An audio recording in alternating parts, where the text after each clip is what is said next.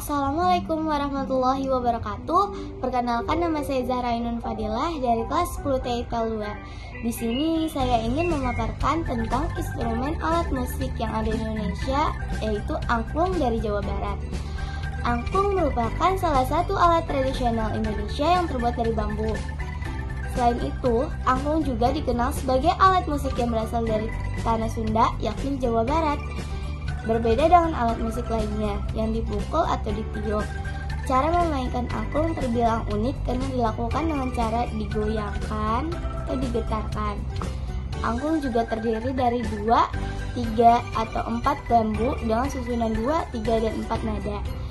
Bambu yang biasa digunakan untuk membuat angklung adalah awi wulung atau bambu hitam dan awi tenan atau bambu putih. Angklung yang digoyang-goyangkan akan menghasilkan sumber bunyi. Sumber bunyi pada angklung muncul karena berbenturan. Bunyi yang dihasilkan dari benturan bambu-bambu tersebut akan menghasilkan susunan nada. Angklung juga termasuk alat musik idiopon. Apa sih itu idiopon? Idiopon adalah menghasilkan suara dengan cara getaran dari dirinya sendiri, tanpa memerlukan sinar membran atau alat pukul yang dipisahkan. Adapun jenis-jenis alat musik angklung yang terdiri dari 6 macam, yaitu 1. Angklung dok-dok lojo. Angklung jenis ini digunakan pada saat ritual tradisi penghormatan kepada tanaman padi.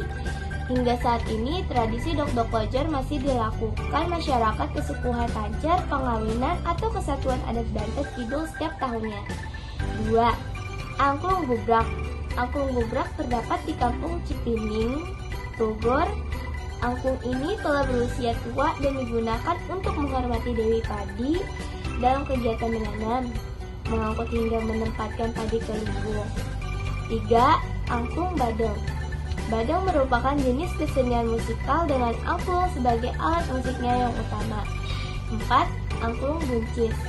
Alat musik angklung jenis ini dinamai angklung buncis karena kerap dimainkan saat perayaan buncis, yakni seni pertunjukan tradisional berupa hiburan yang kerap diselenggarakan di daerah Bandung. 5. Angklung bungko.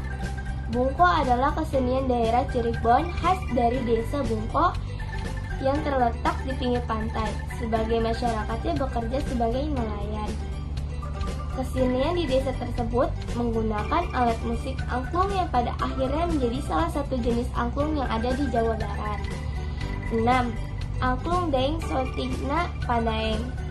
Angklung jenis ini dikenalkan pertama kali oleh Daeng Soetigna tahun 1938.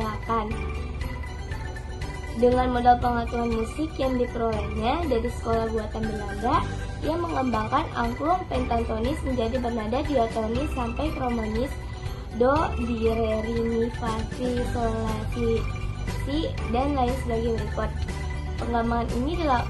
Pengembangan ini kemudian memungkinkan angklung dimainkan lebih luas untuk berbagai jenis musik, sehingga pengembangannya pun semakin cepat. Bagian-bagian dari alat musik angklung yang terdiri dari tabung suara sebagai liang toros yang memiliki beberapa bagian, yaitu tabung kecil sebagai parumpung anak, tabung sedang sebagai parumpung penengah, tabung besar sebagai parumpung indung. Yang kedua, ancak, yaitu keranca angklung yang terdiri beberapa bagian, yaitu jejer sebagai tihang, tabung dasar sebagai perumpung tatapakan, palang gantung sebagai palang atau toras. Fungsi bagian-bagian alat musik angklung, yaitu tabung suara berfungsi sebagai tabung nada atau penghasil nada. Tabung kecil bisa disebut juga berfungsi sebagai penghasil nada-nada atau suara pada angklung. Tabung sedang berfungsi sebagai penghasil nada-nada atau suara pada angklung dan juga sebagai resonator atau lawong. Tabung besar berfungsi sebagai tabung bernada dan juga sebagai resonator atau lawong. Bisa disebut juga berfungsi sebagai penghasil nada atau suara pada angklung. Cara memainkan alat musik angklung, yaitu yang pertama, posisi angklung yang tepat saat dimainkan. Posisi angklungnya adalah tabung yang tinggi berada di sebelah kanan pemain dan yang kecil berada di sebelah kiri dan posisi lurus tidak miring. Yang kedua, Tangan kiri pemain memegang angklung pada bagian simpul atas angklung dan tangan kanan memegang angklung pada bagian bawah angklung. Posisi tangan kiri dapat menggenggam ke arah bawah maupun ke arah atas, kedua tangan diharapkan dalam posisi lurus. Yang ketiga, tangan yang bertugas menggetarkan angklung adalah tangan kanan, sedangkan tangan kiri hanya memegang angklung. Tidak turut digerakkan, gerakan tangan kanan adalah arah kanan ke kiri dan gerakan dilakukan dengan cepat dari pergelangan tangan. Yang keempat, apabila pemain memegang lebih dari satu angklung, maka angklung yang berukuran lebih besar ditempatkan lebih dekat dengan tubuh. Apabila ukurannya cukup besar, angklung dapat kita masukkan ke dalam lengan pemain. Kalau kecil, angklung tetap dipegang dengan jari, tetapi harus tetap ada jarak antar angklung sehingga tidak saling bersinggungan memainkan angklung. Demikian yang dapat saya sampaikan, kurang lebihnya mohon maaf. Wabillahi taufik wal hidayah. Wassalamualaikum warahmatullahi wabarakatuh.